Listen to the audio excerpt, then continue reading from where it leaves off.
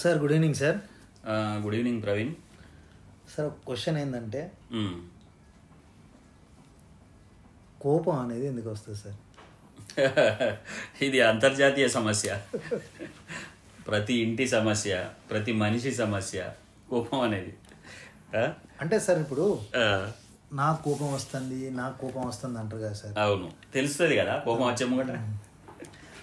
అంటే భూమి మీద ఉన్న ప్రతి మనిషికి కోపము రాని సందర్భం అయితే ఉండదు సార్. ప్రతి ఒక్కరు కోపానికి వస్తారు. ఎస్, కానీ దానిలో తీవ్రత అనేది ఉంటుంది సార్. ఎక్కువ తక్కువ, పదే పదే కోపం రావడం. నా క్వశ్చన్ ఏంటంటే కొద్దిగా మూలంలోకి పోండి సార్. ఇప్పుడు మనకు ఒక మంచి పద్యం గుర్తు చేస్తా, చెప్పండి సార్. తన కోపమే తన శత్రువు, తన శాంతమే తనకు రక్ష, దయ చుట్టంబవు, తన సంతోషమే స్వర్గము, తన దుఃఖమే నరకమనుడు తథ్యము సుమతి. ఇది సుమతి పద్యము దాదాపు 13వ శతాబ్దంలో, ఇప్పుడు 21వ శతాబ్దం, 700-800 ఏళ్ళ కింద చెప్పాను. ఓకే, ఏంటిది అంటే కోపం అనేది సాధారణంగా, నిజానికి ఎక్కడనో విన్నా నేను, కోపం అనేదాన్ని అది వచ్చినప్పుడు మనం ఎవరి మీద చూపించాలనో వారి మీద చూపించలేని సందర్భాలే 199 సార్లు ఉంటాయి. అంటే కోపం అనేది ఒకదాని మీద నుంచి ఇంకో దాని మీకు డైవర్ట్ అయిపోతుంది.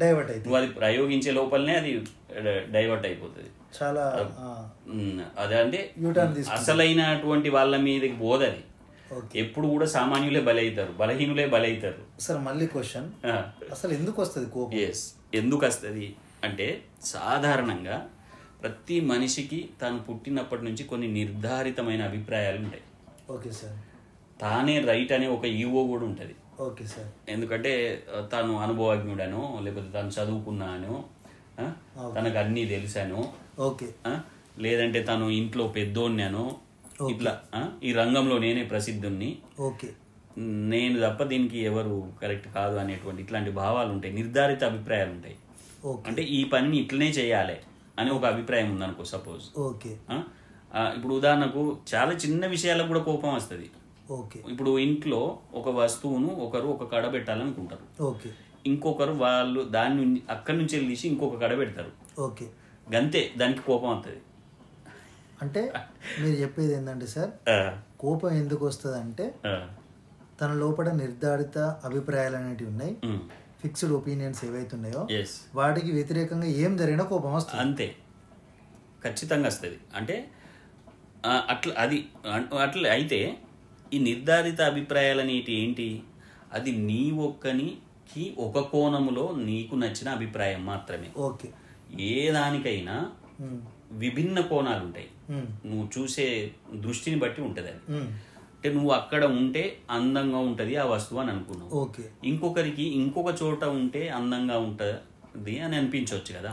దాంట్లో తప్పేమీ లేదు కదా. అట్లానే ఒక పనిని ఇట్లా చేస్తే అవుతుంది అనేది ఉంటది, ఇంకొక రకంగా కూడా దాన్ని పనిని చేయొచ్చు కదా. అవును సార్, ఇప్పుడు మనం అనుకున్నది కూడా అది అవుట్డేటెడ్ కావచ్చు కదా, కొత్తగా ఇన్నోవేటివ్ గా ఆలోచిస్తారు కావచ్చు, మనకు తెలియదు. అవును, ఎందుకంటే ఆ కోణమే మనకు తెలియదు కాబట్టి మన మైండ్ లో ఉన్నదే మనం నమ్మలేము, నిత్య నూతనంగా అంటే మనం అనుకుంటాం అట్లా. సో అంటే ఏంటి, నేనే రైట్ అని అనుకోవడం ఒక కారణం. అంటే నేను చెప్పింది వినాలే, నేను ఏది చేసినా అది కరెక్టే అనేటువంటి ఒక అభిప్రాయం. నిర్ధారిత అభిప్రాయం అంటే ఈ పనిని ఇట్లనే చెయ్యాలి, దీన్ని ఇట్లనే చెయ్యాలి అనేటువంటి అభిప్రాయం ఒకటి. ఇంకొకటి ఏంటంటే ఒక సమస్యకు ఉండే పరిష్కారాలని విభిన్న కోణాల్లో చూడాలి. ఒకరు ఒక కోణంలో చూస్తే ఇంకొకరు ఒక కోణంలో చూస్తారు. ఆ చూడలేకపోవడం వల్ల కూడా నీకు కోపం వస్తుంది. అంటే అదే మళ్ళీ ఇంతకు ముందుదే నీ కోణమే నిర్ధారిత అభిప్రాయం దానికి వస్తుంది. అయితే ఇంకొకటి, గతములో నీకు వాళ్లకు ఉండేటువంటి ఇది ఏదో ఒకటి ఉన్నదనుకో, నువ్వు గతానికి అంటి పెట్టుకున్నావు అనుకో, దాన్ని నువ్వు క్యారీ చేస్తున్నావు అనుకో, నీకు కోపం వస్తుంది. గతానికి ఇప్పుడు గతంలో నీకు వాళ్ళకు ఏదో జరిగిపోయింది, నువ్వు మర్చిపోలేదు, నువ్వు అది అట్లనే అంటి పెట్టుకున్నావు. అంటే మీరు అనేది ఏంటంటే వాళ్ళ మీద ఒక రకమైనటువంటి ఒపీనియన్ ఉంది, వీళ్ళు ఇట్లాంటి వాళ్ళు అనే ఒక ఒపీనియన్ పెట్టుకున్నాం. బ్యాడ్ ఒపీనియన్ అనేది మనం పెట్టుకున్నాం ఇక. అవును. సో వాళ్ళు ఏ చేసినా మనకు తప్పే అనిపిస్తుంది. ఎస్, నువ్వు అంటే ఆనాటి కాలంలోనే ఉన్నావు. ఆనాటి నుంచి ఈనాటి వరకు దశాబ్దాలు దాటచ్చు, వాళ్ళల్లో మార్పు వచ్చి ఉండొచ్చు, దాన్ని నువ్వు దాన్ని గుర్తిస్తలేవు. ఆనాటి మనిషినే నువ్వు ఇవాళ రోజు చూస్తాను, ఈ రోజు చూస్తున్నావు కదా. అది కరెక్ట్ అభిప్రాయం కాదు అది. సో వాళ్ళు ఏం చేసినా తప్పే అంతే. ఓ ఇక నువ్వు నాకు చెప్తున్నావా, నువ్వు ఆనాడు ఏం చేసినావు అనే కాడికి వస్తుంది. సో ఇట్లాంటి గతానికి అంటి పెట్టుకోవడం, లేకపోతే భవిష్యత్తులో ఏదో జరుగుతుంది అని ముందే ఊహించడం. ఇప్పుడు ఇట్లా చేయడమే ఇంతకుముందు అనుకున్నాం కదా, ఇది ఇట్లా చెయ్యకపోతే ఖచ్చితంగా ఇది ఫెయిల్ అవుతుంది ముందు అని అనుకోవడము నువ్వు ముందే నిర్ధారితమైన అభిప్రాయం. అంటే ఇవి ఓవరాల్ గా మీరు చెప్పేది ఏంటంటే మన మైండ్ లో ఒక రకమైనటువంటి ఫిక్స్డ్ ఒపీనియన్స్ అనేటివి ఉన్నాయి.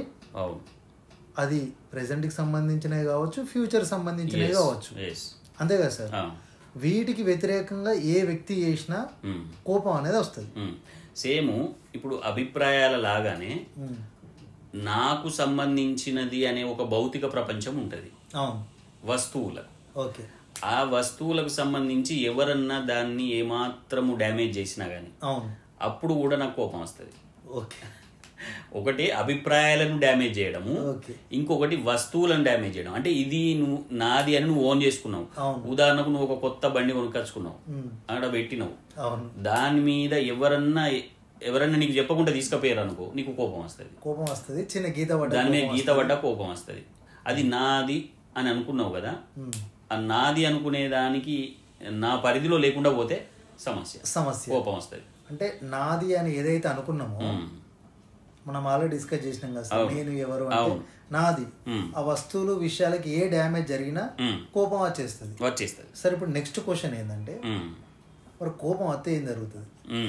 ఎస్, ఇప్పుడు కోపం ఎప్పుడు కూడా నేను ఫస్టే అన్నట్టుగా అది ఎవరి మీద ప్రయోగించాలనో వాళ్ళ మీద అది ప్రయోగించడం అనేదే సరి అయింది కాదు నిజానికి. ఒక్కొక్కసారి ఏదన్నా కొంత వర్క్ అవుతుందేమో కానీ ఎప్పుడైనా సరే అది బలహీనుల మీదనే దాడి చేస్తుంది కోపం అనేది. ఇప్పుడు మనకు ఒక సామెత ఉంటుంది, ఎవరైనా మేకను కోస్తారు కానీ పులిని కోస్తారా అంటారు. అంటే ఏంటిదంటే ఎప్పుడు బలయ్యేది సామాన్యులే, కోపానికి బలయ్యేది. ఒకవేళ ఇంకొకటి ఏంటంటే కోపంలో నీకు ఒక స్పృహ లేని స్థితిలోకి పోతావు. నీ శరీరం మీద స్పృహ ఉండదు, నీ మనసు మీద స్పృహ ఉండదు. నువ్వు అయితే ఎదుటి వాళ్ళ మీద దాడి చేస్తావు, లేదంటే నీకు నువ్వే గాయపరుచుకుంటావు. అంటే మనకు అవకాశం ఉండి మనము కొద్దిగా బయటికి దాడి చేసే అవకాశం ఉంటే బయటికి దాడి చేస్తాం, లేకపోతే నీకు నువ్వే పిల్లల్ని చూసాం గోడకు పోయి తలకాయ కొట్టుకుంటారు, వాళ్ళు మనల్ని ఏం అనలేరు కదా, మనం వాళ్ళని కొట్టగలుగుతాం అనుకో. సో అంటే ఏంటిది, కోపము ఏ రకంగా చూసినా ఎవరికో ఒకరికి హాని కలిగించే స్థితి. ఇంకొకటి ఏంటంటే అసలు మనకు ఒక సార్ ఇది సైకాలజీలో ఒకటి ప్రిన్సిపల్ ఉంటుంది సార్, విస్థాపనము అని ఏదో ఉంటది. అత్త మీద కోపం దుత్త మీద చూపించడం. ఇంట్లో బాస్ తిడితే ఇంటికి వచ్చి పిల్లల్ని కొడతారు, ఎందుకంటే అక్కడ బాస్ ఏం అనలేడు. అది కరెక్ట్. సో అదే ఎప్పుడు కూడా అది ఏమైతుంది, బలహీనుల మీదకే పోతుంది. లేకపోతే ఇక అక్కడ తానే బలహీనుడు అయితే ఇక తనను తానే గాయపరుచుకుంటాడు. అయితే ఇంకొకటి ఏంటంటే సార్, అంటే ఇక్కడ కోపం వస్తే ఫస్ట్ తన బాడీకి, తన ఫ్యామిలీ మెంబర్స్కి, తన ఫ్రెండ్స్కి, తన చుట్టూ ఉన్న సమూహం ఏదైతే ఉంటుందో వాళ్ళకి చేయాల్సిన నష్టం అనేది చేస్తుంది పక్క. అదొక కోపం అనేది విధ్వంసకారి. అయితే మనసుల్ని చెడగొడుతుంది, లేకపోతే వస్తువుల్ని చెడగొడుతుంది. దానివల్ల ప్రయోజనం ఏమున్నది సార్? ఇక్కడ ఇంకొక క్వశ్చన్ ఏంటంటే మరి నువ్వు కోపం రెండు ఒకటేనా? కాదు, కోపము వచ్చింది అంటే నువ్వుగా ఉండవు. నీలో నువ్వు లేనప్పుడే, అంటే కోపం వస్తుంది ఇప్పుడు కోపం వస్తుంది అంటున్నాం గమనించు. వాస్తవంగా నువ్వు మంచిగానే ఉన్నావు. వస్తుంది అంటే దాని అర్థం ఏంది, బయటి పరిస్థితుల నుంచే అది నీ లోపలికి వస్తుంది.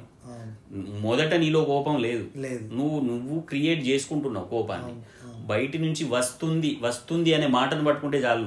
కోపం వస్తుంది నాకు అంటే నీకు తెలుస్తూనే ఉన్నది, కోపం వస్తుంది అంటున్నావు. సో వస్తుంది అనే మాట నీకు ఎప్పుడైతే తలిగిందో అప్పుడు నువ్వు ఒక స్థితికి రావాలి. నీలో నువ్వు ఉండాలి, కోపాన్ని రానియకూడదు, దాని గేట్ క్లోజ్ చేసేయాలి. అంటే ఏంటిది, నువ్వు ఒక ఎరుకతోటి అవేరుగా ఉండాలి. అవేరుగా ఉండాలి అంటే సార్ మనము ప్రశాంతంగా ఉండడానికి ఇక్కడ ఉన్నామన్న విషయాన్ని మనం గుర్తించాలి. స్థిరంగా ప్రశాంతత అనే విషయం మీద మనం అవేరుగా ఉండాలి.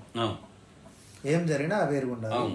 అప్పుడు ఒక సందర్భం వస్తుంది, కోపం వచ్చినా ఆ కోపం యొక్క తీవ్రత అనేది తగ్గుతుంది. కరెక్ట్ సార్ ఒక విషయం అంటారు కదా సార్, కోపాన్ని నటించు కానీ కోపగించుకోకు అంటారు.